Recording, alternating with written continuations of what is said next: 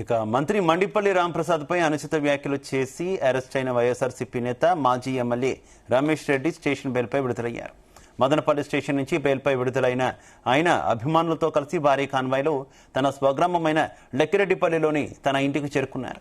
ఈ సందర్భంగా రమేష్ రెడ్డి తీవ్ర వ్యాఖ్యలు చేశారు. తాటాకు చప్పుళ్లకు తాను భయపడబోనన్నారు. రాయచోటిలో ఎప్పుడూ లేని గలీజ్ సంస్కృతి మొదలైందని, ఇలాంటి సంస్కృతి చంద్రబాబు నేర్పించారా అని ప్రశ్నించారు.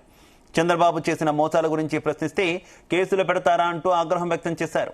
తమ వైసీపీ ప్రభుత్వం అధికారంలోకి వస్తే వడ్డీతో కలిపి ఇస్తామంటూ హెచ్చరించారు.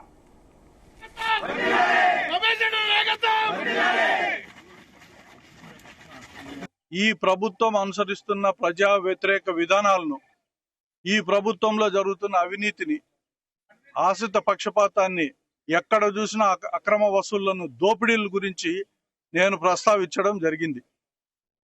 నా ప్రస్తావన నేను చేస్తే ఎవడో ఒకడు వాని ఇష్టం వచ్చినట్టు మాట్లాడుకుంటా మతిస్థిమితం లేని స్థితి ఈరోజు మనకు స్పష్టంగా కనపడుతుంది.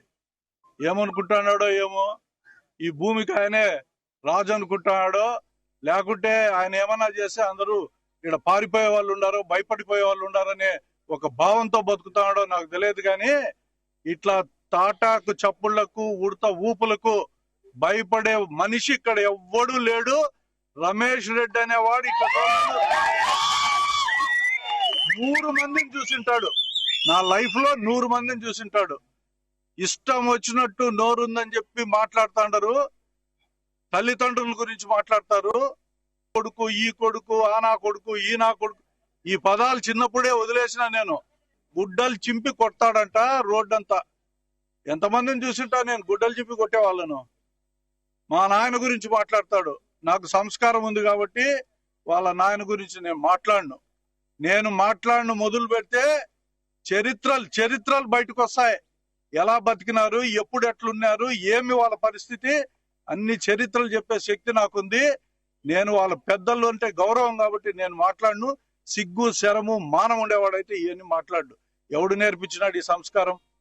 చంద్రబాబు నాయుడు గారిని సూటిగా అడుగుతాండ, ఈ సంస్కారం మీరే నేర్పించినారా?